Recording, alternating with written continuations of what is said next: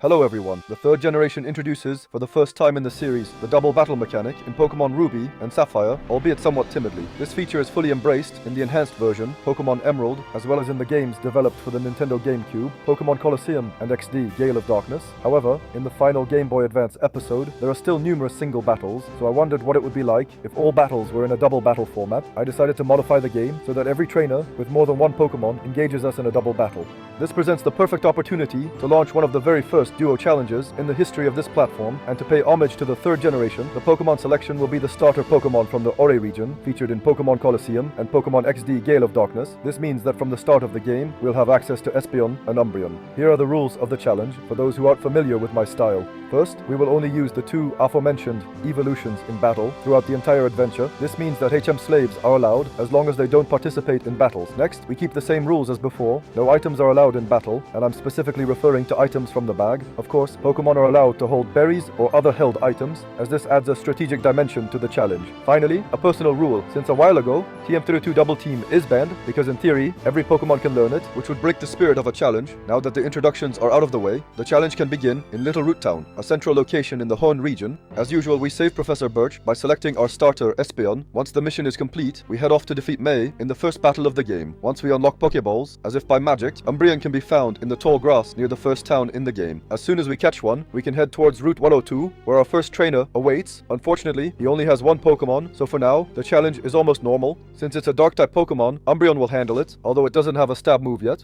We then reach Petalburg City, but sadly, the first double battle isn't happening just yet. As usual, I'll try to avoid as many battles as possible to prevent unnecessary leveling, so the next mandatory battle is in the forest to the north, against a Team Aqua grunt harassing a Devon Corporation employee. His level is clearly higher than ours, but Espeon manages to win and gains its first level in the process. By carefully avoiding all other trainers, we can make our way to Rustboro City, where, surprise, our first double battle is about to begin. Normally in solo runs, the twins on the bridge in the middle of the lake don't approach because we only have one Pokemon, but here, in this little tutorial of a double battle, they will challenge us, giving us a chance to introduce our two Pokemon and their starting movesets. Both Espeon and Umbreon start with Tackle, Tail Whip, and Helping Hand. Tackle is a physical move. Tail Whip lowers the opponent's defense, which works well in double battles as it affects both foes, and Helping Hand boosts the partner's attack for that turn. So once again, a move that fits well into the battle configuration.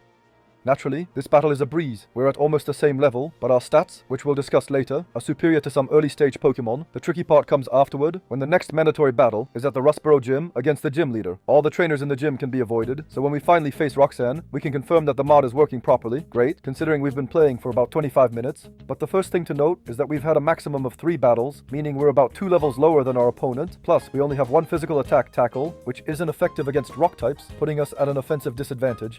In this gym, the numerous tail whips won't change much. Roxanne's Geodude can sometimes knock out both our Pokemon, and if they choose to, they can further boost their defense, while our tackles barely scratch them. The battle is lost, and we have to face the reality that avoiding as many battles as possible is impossible. If we had special attacks, we might have had a chance, but in the current state of things, we will need to train our Pokemon into a certain level. Near Rustov Tunnel, there are some trainers blocking a path we'll need to cross often, so we can battle them to gain some experience. After a few skirmishes, we reach level 8 and learn a new move, which might just turn the tide against Roxanne. With Sand Attack, we can lower Geodude's accuracy right at the start of the battle, reducing their consistency in landing attacks. Once that's done, we can switch to Tail Whip to lower their defense. Unfortunately, they sometimes manage to land their attack, and despite our best efforts, our 2 evolutions faint on the first attempt and in the subsequent ones as well. We had a strategy in mind, but it wasn't enough, especially since our offensive power isn't quite at a respectable level yet. We can still do some more training, have some general practice battles against the trainers' Geodudes in the gym, and then try our luck again around level 12. Likely with the same tactic, we start with sand attacks, and when we've used up our sand attacks, both our Pokemon still have a decent amount of HP. At this point in the battle, our tackles seem to be doing about 1/8 of damage, so by combining our hits, we can take down the first Geodude and prepare for when Roxanne's Nose Pass comes into the fight. The first mission is to neutralize it, so we start with more sand attacks and then a series of tail whips, since in the meantime, the remaining Geodude managed to use a few defense curls. After a long series of turns, we alternate between tackle and tail whip on a single target, Geodude, so that we end up in a 2-on-1 situation against Roxanne's signature Pokemon Nose Pass. The strategy seems to be working, and Nosepass appears more interested in boosting its defenses rather than attacking, until it finally decides to knock out Umbreon. Now it's just a one-on-one battle, and little by little, we chip away 1, 2, maybe even 3 HP at a time from our opponent, but since the gym leader has no more potions, this damage is permanent, and with only 5 PP left, we win the battle, and finally, after intense training, earn the first badge. To continue the adventure, we just need to save Mr. Brony's Wingull Pico by defeating the Mightyena we encountered earlier. We head to Rustboro City, where we have a letter to deliver to Steven. As we head towards Granite cave, we accidentally run into a fisherman, a trainer we didn't need to fight. Oops, this isn't good. We'll have to reset because I want to see how my Pokemon fare in the next part of the adventure at this level. But unfortunately, I realized with horror that the last time I saved was before Roxanne, and the battle was long. Sadly, we'll have to redo it, as we have no other choice. So as usual, we start with a series of sand attacks, followed by growls, before attempting to defeat the first Geodude. This time, we even try to reduce the HP of the first two Pokemon as much as possible, hoping to get to a 2-on-1 situation against Nosepass.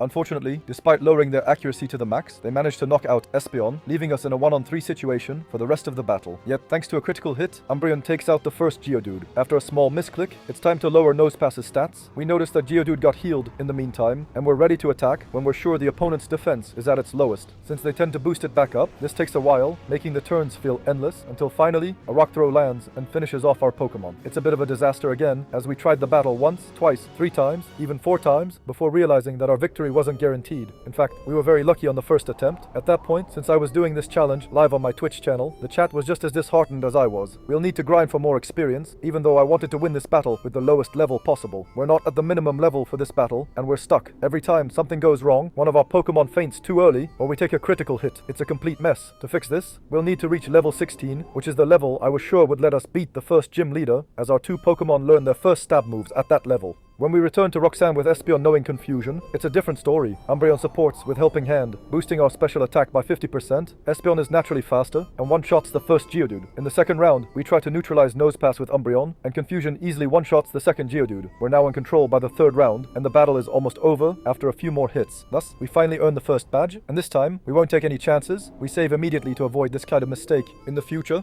The next sequence is familiar. We deliver the letter to Steven, get the experience share, and since we're confident, we head straight to challenge Brawly, the second gym leader. He starts with Machop and Meditite, and the strategy here is to neutralize Meditite with Umbreon, while Machop takes a super effective hit. At our level, it's a one-shot, so we get a perfect first round. Since our strategy works, we do the same for the second round. This time, Makuhita barely hangs on, and launches a super effective fighting type attack against Umbreon, who is surprisingly resistant. Unfortunately, it misses, allowing Meditite to finish the job, leaving us in a 1-on-2 situation. But Brawly doesn't use a potion, as Makuhita consumes its citrus berry, and in the next turn, it's KO'd by our team, even though it allowed Meditite to set up a light screen, cutting our power in half. It doesn't matter. The opponent's Pokemon doesn't seem to have any offensive moves that can hit us if we attack, so after a few turns, we win the battle. Brawly congratulates us with the Knuckle Badge, and we clearly had an easier time in this gym than the previous one. Now, we can discover a new town without a gym, but with an ocean museum coveted by Team Aqua. In just a few moves, we rescue Captain Stern, and the next mandatory battles are on the route north, against a duo of Plusle and Minun, in what is supposed to be a double battle. With a few extra levels, this part of the adventure is easily manageable.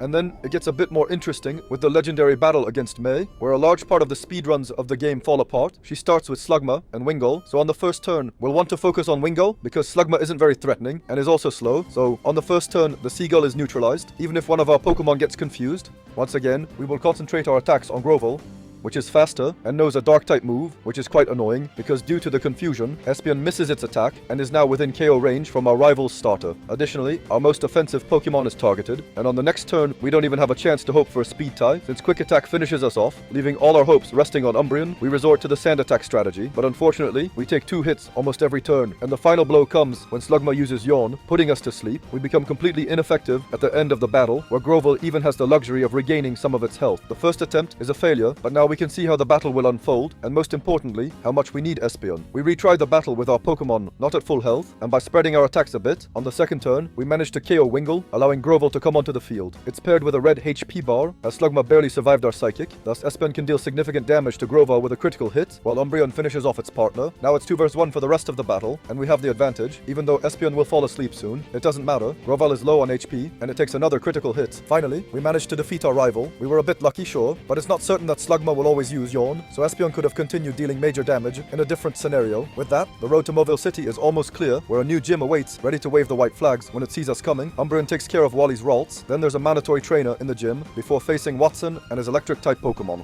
In this battle, we'll focus our attacks on Voltorb, but after the first turn, the result is disheartening. It withstood our attacks pretty well. On the next turn, it's faster and triggers self-destruct, knocking out Espeon and Electrike. So, only Umbreon remains on the field to face a strong duo of Magneton and Manectric. A 2-on-1 situation is tough, enough, and Sand Attack won't help since Shockwave ignores accuracy. Our first defeat against the gym leader. Okay, we'll have to be cautious of Voltorb since Espeon couldn't withstand its explosion. In the next battle, we'll prioritize attacking Electrike, which also takes our hits less well. It's healed on the second turn, but that won't be enough, and after a few more hits, we can welcome Magneton onto the field, with both our Pokemon still in play. But here's where it gets tricky. Magneton has excellent resistances in this generation, including against our stab moves. On the first exchange of attacks, Espeon falls without having dealt much damage to the opposing Pokemon. Once again, Umbreon can't work miracles, even though it holds up well. It's got good bulk.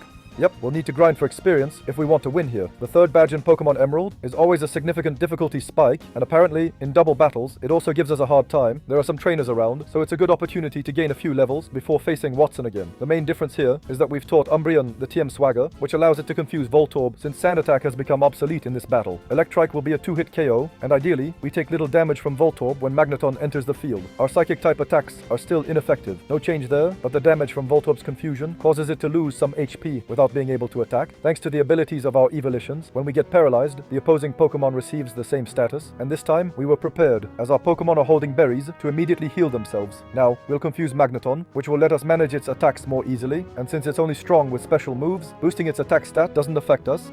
Voltorb is close to fainting, while Magneton's attack keeps rising. Manectric comes in, and it also gets confused and takes some minor damage from Psychic. On the next turn, it hurts itself, and its HP is now in the red before using its berry. We know which Pokemon to target now, because we have the chance to make it a 2 versus 1 battle, but unfortunately, Espeon gets paralyzed this turn, so it takes us 3 turns to attack. As the opposing Pokemon snaps out of confusion, its quick attack finishes off Espeon. We're in a tough spot, so the battle's course has shifted, but even so, we managed to use Swagger again, causing Manectric to faint on the next turn, leaving only Magneton. Once again, using Swagger, we regain the advantage, and the opponent hurts itself in confusion. We barely scrape by, but finally earn the 3rd badge on our first attempt with this strategy. Now we can head north, having gained access via the Rock Smash HM. The first noteworthy person we encounter is the one who gives us hidden power, because with that, we can buy the TM hidden power at the Slateport market. I did some tests, and unfortunately, Umbreon, who doesn't have a lot of offensive power, learns hidden power fighting, and even worse, Espeon learns hidden power psychic. This move won't be very useful, so it's a bit disappointing. The next noteworthy trainer will be on Mount Chimney, where members of Team Magma have stolen a meteorite. Maxie still has a Mightyena, a Pokemon that can be troublesome for Umbreon, although Umbreon has no problem dealing with a Golbat. But the next Pokemon to come out is Camerupt, who can take psychic attacks quite well. In our first attempt, we took 2 bites from Mightyena, which knocked out Espeon. Since our HM slaves were with us, we had to reset the battle. Luckily, after a few tries, Swagger worked better, and Mightyena hurt itself in its confusion, sparing Espeon. All that's left is to finish the job by sweeping Team Magma off the top of the volcano. We can then descend to Laveridge Town, where the next mandatory trainer, if you know the gym puzzle, is the gym leader, Flannery. We face her, and she leads with her 2 weakest Pokemon. Just like last time we faced Team Magma, we focus our offensive attacks on them. While our Swagger doesn't affect the opposing Numel, the Fire-type Pokemon target Espeon, who has already lost more than half of its HP. Naturally, on the next turn, Slugma is taking down, and we finally manage to confuse Numel. Camerupt enters the field, and it's pretty slow, so we can afford to attack it with both our Pokemon. Just like its evolution, it hits itself in its confusion, and a perfect turn is achieved. However, what had to happen, happens, and it still manages to attack on the next turn with Overheat, which completely obliterates Espeon. I didn't remove my HM slaves from the team. In reality, I could put them back in the PC, but I need to be very careful to protect my Espeon, which is the only offensive powerhouse in the team. To try and improve it, I'll teach it the TM Dig, not for its offensive merits, since Espeon's physical attack is in a completely different league compared to its special attack, although Dig is still super effective here. The real advantage is that every other turn, Espeon can avoid attacks from the opponent, kind of like using Protect in VGC competitions. Meanwhile, Umbreon will be in charge of driving Adriana's Pokemon crazy and lowering their accuracy. This way, the risk of losing our glass cannon is reduced, and we've already managed to take down Camerupt and Slugma. Thanks to Helping Hand, Umbreon helps Espeon finish off the Numel, and now it's a 2 versus 1. Despite being at a lower level, we actually have the advantage because Torkoal is confused, and at a critical moment in the battle, it misses its Overheat, even though its ability prevents it from being affected by Sand Attack. We're definitely going to capitalize on this opportunity to try and take it down. Unfortunately, Torkoal is pretty bulky, and it gets healed by its trainer, but it seems like the gods of hubris are with us, as this prevents it from attacking at all, allowing our evolutions to give it their all to finish off the Fire Turtle. That's it, the battle is won, we didn't get overconfident, and now we just need to cross back through the areas we've encountered to return to Petalburg City, where the 5th gym is located for our battle against our father. His 2 leads are Vigoroth and Spinder, and these Pokemon have the annoying habit of attacking physically, and in Spinder's case, it isn't even affected by confusion, so we boosted their attack, which is counterproductive when it doesn't miss its Fury Swipes, which are clearly focused on our offensive Pokemon, making the outcome of the battle rather obvious. After about 10 attempts, I only once had the chance to see one of the following Pokemon, otherwise it was a failure every time, knowing that we'll have to face the Slaking afterward. I even tried teaching a track to Espeon, which led to situations where Vigoroth was in love, confused, and had its accuracy lowered, but it still still managed to attack after a while and hit where it hurt, especially when my Pokemon weren't confused by the opponent's Spinda. That's when I decided to stop my first day of streaming this challenge, because it's clear that I'll need to level up by battling all the nearby trainers. This little XP session in itself will allow us to earn nuggets to invest in coins to buy TM29 Psychic. With that, we have the best possible offensive move for Espeon, and the damage is really excellent. In the first turn, thanks to Helping Hand, we can one-shot Spinda, so if Vigoroth attacks Umbreon, we've executed the optimal turn since Umbreon's best stats are in its defenses. The next turn, we'll use the same technique on Vigoroth, and he's one-shot. Fortunately, we're faster than Slaking. We just have to pray that it attacks Umbreon, which the wise Sloth obliges, and that's already 2 enemy Pokemon down. While we're entering Slaking's Truant turn, Lanoon doesn't stand a chance either, and gets one-shot by a Stab Psychic, supported by Umbreon. At this point, we're in a 2-on-1 situation, and we still have Dig to protect Espeon every other turn, preferably on the turn when Slaking strikes. Umbreon will try to lower its accuracy, but it manages to land 2 hits, so the battle ends in a 1-on-1. We get Norman's signature Pokemon down to the red, but unfortunately, the gym leader decides to heal it, and we have to start all over again with no more PP for Dig. We're vulnerable to its attacks. Thankfully, Psychic was a 2-hit KO, so when Slaking chooses to use Counter, we can finish it off with a bit of stress. In any case, the balance badge is ours. It was one of the most difficult to obtain so far, but the advantage is that it opens up a large part of Hun, leading to plenty of new challenges like the Weather Institute or the Rival Battle. With Psychic, it becomes much easier. The Slugma gets one-shot. When Grovyle arrives on the field, we'll focus all our offensive efforts on it. So even if the Pokemon survives with a few HP, Umbreon's Weak Pursuit is able to finish it off, creating a 2 vs 1 situation against Lombre, which didn't really contribute to this battle. We end up finishing it off, thanks largely to a Helping Hand from Umbreon. In 3 turns, we've cleared the way to Fortree City, a wooded town with a gym at its center. If we want, we can bypass it, but we'll give it a try anyway. Immediately, we notice a flaw in Winona's team, which isn't optimized for double battles. The Swablu is completely harmless, so we can just focus on the Pokemon on the left, leaving Tropius out of the picture, and it will be the same for the following Pokemon. A Psychic, boosted by Helping Hand, can even 2-shot a Skarmory before facing the champion's final Pokemon, Altaria. Again, we're faster, so we can one-shot it, and we're left facing its pre-evolution, which the Gen 2 duo will easily deal with. Here's a victory on the first try, which is perfect, especially since it grants us Fly, allowing us to fetch some rare candies in the region before tackling the local weather team in the order of their project. Typically, these are rather relaxed battles, but the leaders always start with Mightyena, a Dark-type Pokemon that Espeon can't really hit, which can cause problems.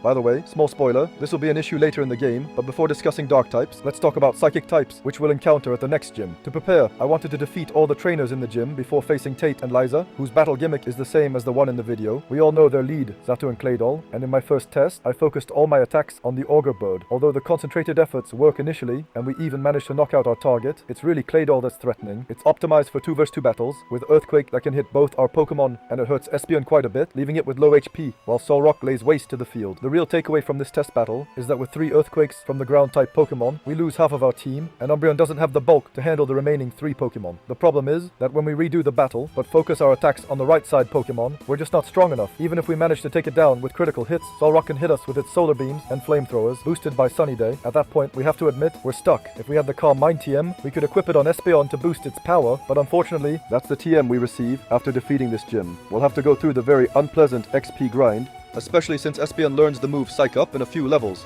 With this strategy, we'll try something where we let Xatu set up, and on the other side, we throw as much sand as possible on the floating beast to prevent it from hitting us. Even though it occasionally misses one of its 2 targets, the main goal is to make sure it hits Espeon as little as possible, as it's the least resistant. Then, we will use Psych Up to copy Xatu's Calm Minds and have enough power to take down Baltoy's evolution in 2 turns. Of course, this also depends on whether the opposing trainer uses Hyper Potions, or if possibly, we benefit from a special drop.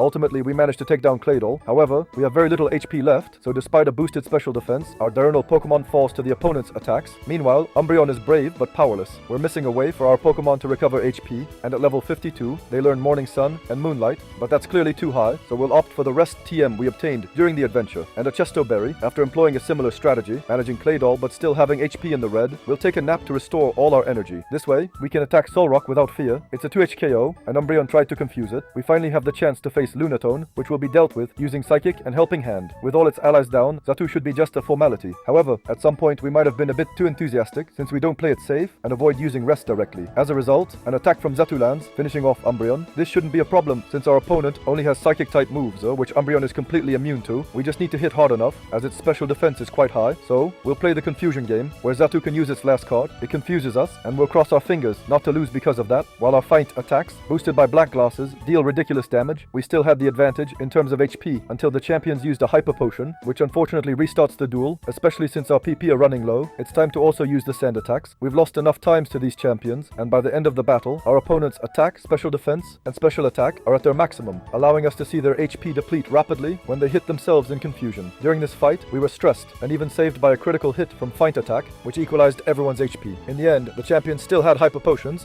and once again, little by little, the opponent's HP will decrease until they strike themselves one last time in their confusion, and we win the battle in a similar timing to what Roxanne experienced. It's no surprise that Umbreon is always the last Pokemon on the field. It's how it's most effectively used in Nuzlocke runs, or even in strategy, aiming to stall the opponent.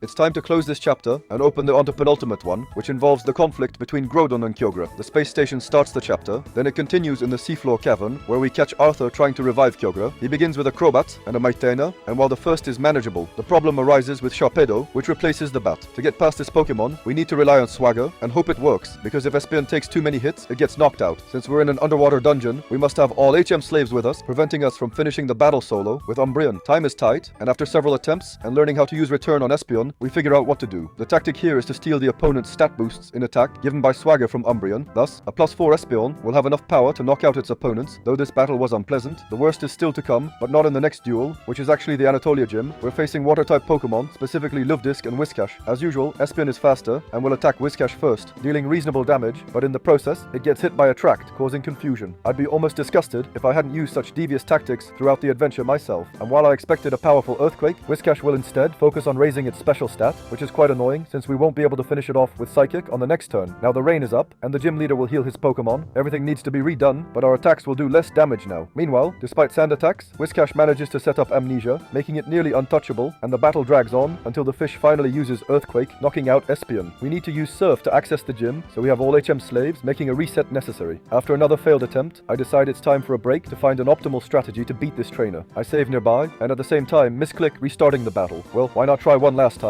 This time Luvdish spares us from status moves, allowing us to attack Whiscash several times, forcing it to heal, and only boosting its special stat once, so we finally take it down and face the Silo. With Umbreon we get a critical hit, so on the next turn, we only need one more Psychic from Espeon to defeat the Pokemon. That makes 2, and Luvdisk gets hit by Swagger to calm it down a bit. However, the Pokemon that comes in is Crawdaunt, and one thing is certain, we can't hit it with Psychic, so Espeon will use Mimic to copy Luvdisk's stat change, which just boosted its attack with Swagger, allowing us to use Return, which nearly one-shots Crawdaunt. Luckily, Umbreon was a backup. There's one Pokemon left, Kingdra, which we need to be cautious of. It's time to heal using the Rest Sleep Talk combo, and meanwhile, our opponents try to turn the situation around. Kingdra uses Double Team, and Luvdisk tries to make Umbreon fall in love with her, but if the opponent's Pokemon escapes, we can still copy its boosts to become less susceptible to attacks.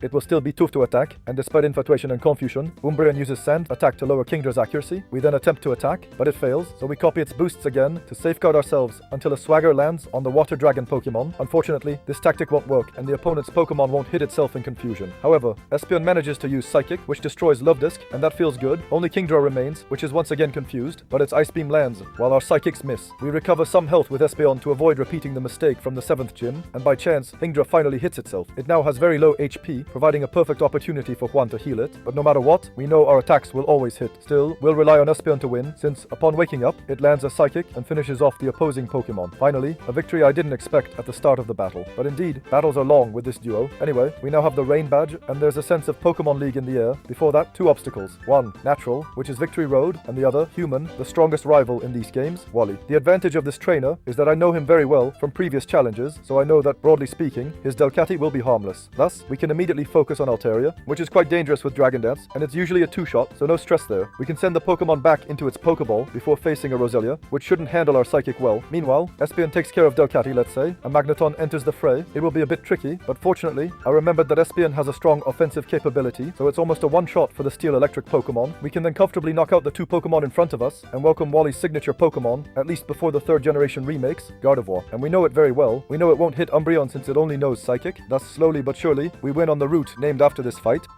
One more.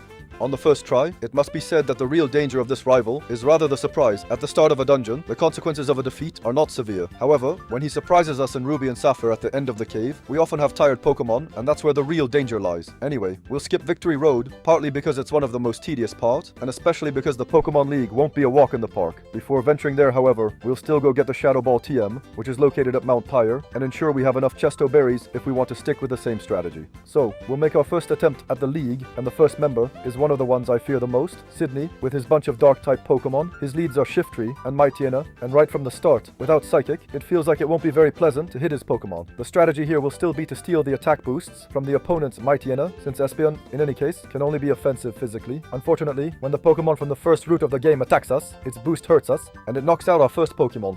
With 2 against 1, we won't get our hopes up. We'll need to retry the strategy, but this time by boosting the other Pokemon instead. In itself, Shiftry can't really deal direct damage, as it only knows extrasensory, so there won't be any issue with boosting physical attacks. We just need to hope it doesn't escape too much. However, if it manages to double team, it's not a problem, because after 2 swaggers on this Pokemon, we'll steal its boosts, leaving us with a Mentalia at +3 in attack, and +1 or +2 in evasiveness. Now that we can attack, we are in a position to deal significant damage to Mightyena. Even if we don't finish it off here, if our boost strategy works, we become strong enough to hurt the opponent's team. In this case, Puchiena's evolution uses its own Damocles, and Sydney's next Pokemon, a Cacturne, comes onto the field. This time we even get a critical hit, which finishes off the Grass-type Pokemon, and Sydney goes straight back to his bag to summon a Crawdaunt. I don't think defense is its strong suit. Anyway, here we get lucky again, because we defeat it with a critical hit when we manage to hit it. There's still the Absol, and if we weren't sure we could knock it out in 1 hit, the fact that Shiftry boosts our attack should help, provided we don't get confused. Eventually, we succeed with our move, and only the evolution of a Nuzleaf remains on the field, which we'll need to handle with a new offensive attack. The first trainer is finally defeated. Let's see what the next one has in store for us, and be careful, we'll avoid saving between battles, because it makes the challenge more interesting. In a 5-battle streak, the chances are greatly reduced. Also, we'll use TMs in the middle of the league, so if we have to redo it, we won't have access to certain moves, like Return, which is replaced by Shadow Ball here. We start the battle against Phoebe, and we're used to league challenges. Normally the Dusclops will protect itself, so we can focus our attacks on the Spectral Doll. We notice that Psychic does good damage, even a 2 HKO. Meanwhile, the Dusclops on the right remains harmless, so we have knocked out our first Pokemon. Here comes Sableye. The main reason we taught Shadow Ball to Espeon. Again, we'll prioritize attacking the left Pokemon. When both evolutions attack, they bring its HP into the orange range, so theoretically, in 2 turns, it should be manageable, provided Espeon's Shadow Ball doesn't miss, which it does here. We continue quite well in the battle, especially since on the next turn, our Psychic is a critical hit, taking out the next Banette. There's still 1 Dusclops left. It was a recurring issue in the battle. We'll combine our efforts to get rid of one. In this case, the left one, since the right one didn't do anything useful. With Psychic being strong, combined with 2 swaggers from Umbreon, it allows us to deal with a very bulky Pokemon and finish with all our HP in a favorable 2-on-1 situation. The opponent's Confuse Ray is too late, and with a swagger followed by a critical Psychic, we secure the victory, counting 4 critical hits in this league, which certainly made things easier for our Pokemon. Thanks to this, we face the 3rd member, Glacia, to whom we've prepared a little surprise. After the 7th gym, we obtained the Calm Mind TM, which we'll teach to Espeon. In this battle, the strategy is clear. We'll try to set up Calm Mind twice to one-shot the opponent's Pokemon. Moreover, Water and Ice stab attacks will be less effective on the frailest evolution, as they are special in this generation. In the early turns, unfortunately, we get Frozen, which reduces our Pokemon's speed, and thus its chances of attacking first. Worse, Cielo's Body Slam paralyzes us, making us even slower, and giving us a chance to miss. We then test the damage of Psychic, and yes, it's a one-shot here. Great, we're about to face another Cilio, but on the next turn, unfortunately, an Ice Beam freezes our Noctali, making it useless. Additionally, Espeon is paralyzed, and statues are hurting us. If we lose one of our evolutions on the next turn, we'll still put ourselves to sleep to recover all our HP, and especially to remove the paralysis. We can then start attacking again. We knew that after taking damage from Crunch, Psychic can take down a new Cilio.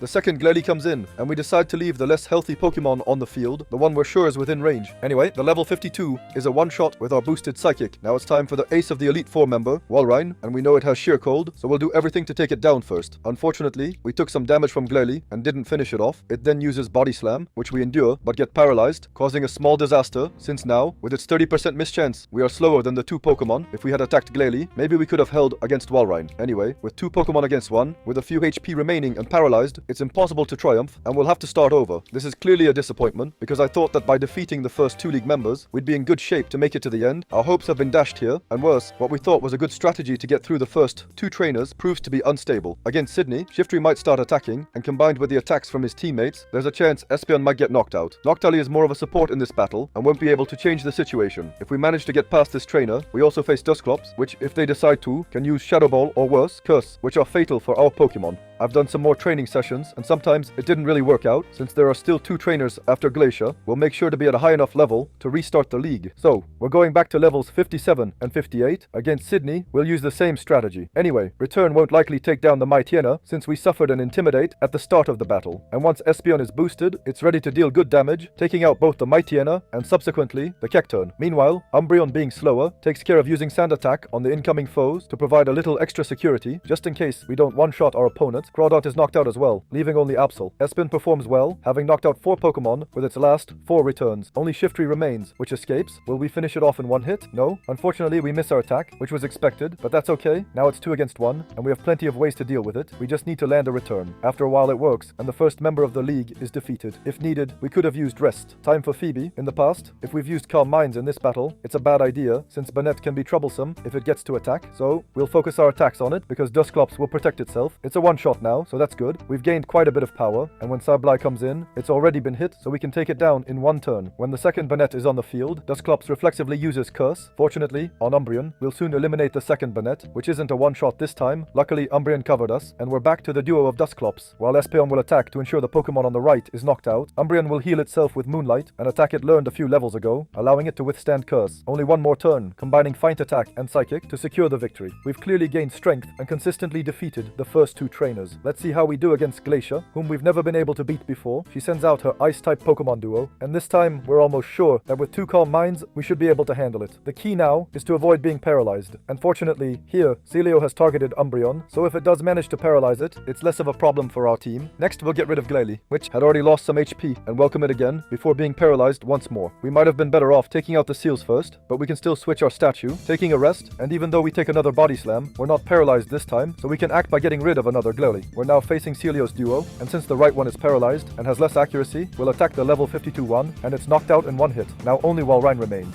Fortunately, my estimates were correct. It can be one hit knocked out, so we're finally in a 2 vs 1 situation, with Umbreon having managed to heal. There aren't really any more issues now. One last hit from Espeon will be enough to win the battle. Finally, we beated the trainer, but usually the difficulty of the league increases when we reach the Dragon Trainer. That's certainly the case in a 1 vs 1, so let's see how it goes in a double battle. Drake leads with Altaria and Shelgon. Often the Pokemon on the right protects itself, so we'll boost with Espeon, and Umbreon, as usual, will try to lower the accuracy of the flying Pokemon. The latter boosts itself, so we'll need to be careful, but a second Calm Mind is necessary. Fortunately, Altaria is a bit overconfident, and Shelgon attacks Umbreon instead. Now we can attack, but to ensure we one-shot all the dragons, since it's our first time doing this battle, we'll attempt another Calm Mind while taking a big risk with Umbreon, who will boost Altaria's attack. Now it's almost at +6, but it can hit itself in confusion. Fortunately, on its attacking turn, that happens, and Espeon can then finish it off, making it more or less a perfect battle, especially since Shelgon misses its attack. Against Libagon, we won't hesitate. It has Earthquake, and we send a Psychic, which one-shots it. We'll obviously let Shelgon live as long as possible. The worst it could do is lower Espeon's speed, but it will focus on Umbreon, which is good for us. Now that Salamence is on the field, can it take a Psychic at +3? We'll never know. It's a critical hit, but we take it. If we can destroy the pseudo-legendary, it's a bonus before facing Kingdra, who also takes a Sand attack, just in case. We'll also take out a Dragon Pokemon in one hit, and now we just need to deal with Salamence's unevolved form, which was rather an ally in this battle. Thanks to it, we're now 4 out of 4, and only 6 Pokemon away from the final victory, but to achieve that, we'll need to overcome the champion, which isn't easy. First, he has 1 more Pokemon than the Elite 4 members, and his levels are closer to mine, which is promising. He starts the battle with Tentacruel and Wailord. As usual, we want to boost Espeon, but this can have repercussions. Tentacruel is faster than Umbreon, which will use Sand attack on Wailord, but it won't have any effect as Wailord successfully uses Water Spout. However, thanks to Calm Mind, Espeon takes it rather well, but we'll need to be very careful with Umbreon since it has been poisoned, so its turns are clearly numbered. Still, we'll continue trying to boost ourselves. We have a certain power level to reach, so we'll remain vulnerable to the opponent's attacks. Now that we're ready, we can finish off Tentacruel. We could have even boosted ourselves further, and when the next Pokemon, Ludicolo, comes out, we'll immediately confuse it and see Wailord miss its thunder. Since Ludicolo tends to try to escape, we'll focus on attacking it, while Umbreon will heal a bit. What do we say to the gods of death? Not today. Whiscash enters the field, another Pokemon that can learn Earthquake, and in any case, Wailord's accuracy is decreased. It will be one-shotted, and then Gyarados comes in, takes its usual Sand attack, and Wailord will summon the rain. Here, the real threat is Gyarados, so it will be targeted by Psychic, and it will hold on, much to our dismay, and then use Dragon Dance while Umbreon tries to heal again. In fact, it will even become useless, since the poison damage will outweigh the healing it can do, but fortunately, by attacking Gyarados, we managed to lower its special stat, so during its turn, the league champion will try to heal it, even though it's the fastest Pokemon, and could have potentially finished us off with Hyper Beam. As a result, we can attack and one-shot it now, which will save the day, since only 2 Pokemon remain on the opposing team, and Melodic enters confused. Well, Wailord finally decides to attack Umbreon, which is bad for us, and at the end of the turn, we lose Umbreon to poison damage, which we expected. That is why we opted for an attack, rather than healing this turn. And now, it's a 1 vs 2 situation, quite unfavorable, which we will try to escape by using Rest. We have a good special stat thanks to our Calm Minds, so Melodic shouldn't be a problem if it doesn't inflict a status condition. Meanwhile, Wailord doesn't have optimal accuracy, so there's a chance, and to be sure to handle its bulky Pokemon, we'll even use Calm Mind again, a risk that pays off, as both Pokemon are neutralized by Umbreon's background work. We think of you from above when we use Psychic on Wailord, which one-shots it. Now only 1 Pokemon remains, which hits itself in confusion 3 times in a row. This might be the first time I've seen this throughout the challenge. And now Espeon has a clear path to finish the last Pokemon of the champion. We did it, and it wasn't easy, but it was very interesting since all the battles had notable differences compared to the vanilla game. The advantage we had here was that the opposing teams weren't optimized for double battles, which is quite ironic, as post-game challenges against gym leaders are tough, and yeah, we struggled against the champions. The first obstacle was Roxanne, at a point in the game where our Espeon and Umbreon were almost identical to Eevee, as they knew its move pool, but lacked special attacks. Watson posed difficulties, and then Norman, where Psychic was really useful during the latter part of the adventure. In fact, all the odd-numbered champions posed problems, as the 2 vs 2 battle against Liza and Tate forced us to grind for experience again. Overall, can we say it was a good duo? I'm not so sure. There is clearly synergy between them, and that's cool. And Umbreon is really harmless, so while its support moves were quite useful, sometimes it's good to be a bit of a powerhouse, as often Espeon, which is too frail defensively, when it's half KO'd, its partner can't do much to avenge it, even though it can resist quite a few assaults. Anyway, I hope you enjoyed this little challenge, which probably reminded you of the dark hours of Pokemon Colosseum. Thanks to everyone for watching, and thanks to those who are live for their support during this journey. I can never thank them enough. In any case, see you soon for a new challenge. Bye.